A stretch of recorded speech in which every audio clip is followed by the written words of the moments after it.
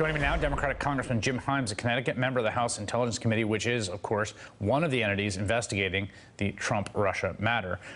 It struck me today reading the president's statements, particularly about Andrew McCabe, that in any other time and in any other administration, the President of the United States actively going after the acting FBI director, while that FBI director was involved in an investigation of his campaign, would be seen as a massive scandal and possibly have people start talking about impeachment.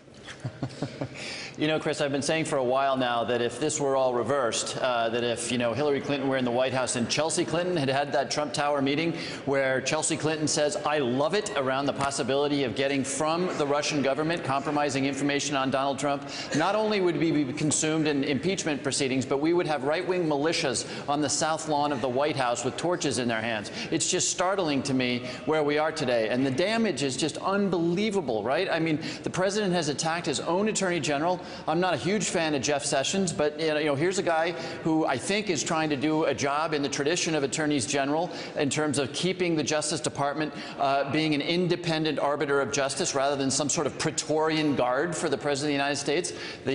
Donald Trump has gone to, he went to Clapper, he went to Comey, all of the top national security officials, and begged them to say that this is a sham investigation, even though we know it's not. So, it's just a dumpster fire down here.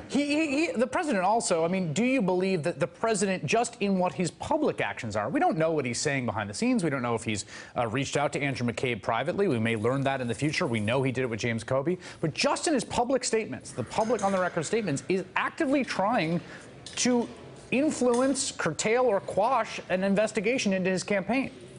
Yeah, and he's been doing this from moment one, and the public can see that from what the public has had available to it, and guys like me who spend time in a classified environment know that even more. So here, and the thing that's remarkable about this, Chris, there's obviously huge damage to all sorts of institutions, the dignity of the president, the independence of the FBI, the sense that the Justice Department is actually about justice rather than being a protector of the president. The thing that is truly shocking about this is that if the president, right after his inauguration, had come to realize that this could in fact be a story that would be dragged out for a long period of time, make him look bad, hurt his agenda, he would have on day two said, hey, everybody who had any contact whatsoever with Russia, any kind of contact, any sort of back and forth, it comes out today. If that had happened, guys like me would be saying, hey, there's the actions of a smart and innocent individual. Instead, he took exactly the opposite tack, which anyone knows it raises real questions about guilt and what else is being hidden. Respectively, Congressman, I would say that we don't know if that's true because we don't know what actually happened. Could be the case that